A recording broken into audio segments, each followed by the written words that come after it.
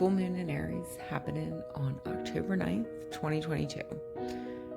Earl Grey Creme will be the tea blend for this full moon. It's a black tea. It helps with anxiety and depression. I added rosebuds to it, which is high in vitamin C, and I also added lavender, which helps detoxify the body.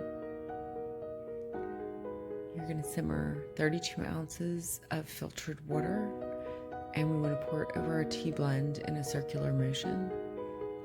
And we're going to steep that for 5 to 8 minutes. The longer you steep it, the darker it gets. While that was steeping, we shuffled the tarot deck and we received the Hermit and the Nine of Swords, and I wrote the description for that in the box below along with the recipe.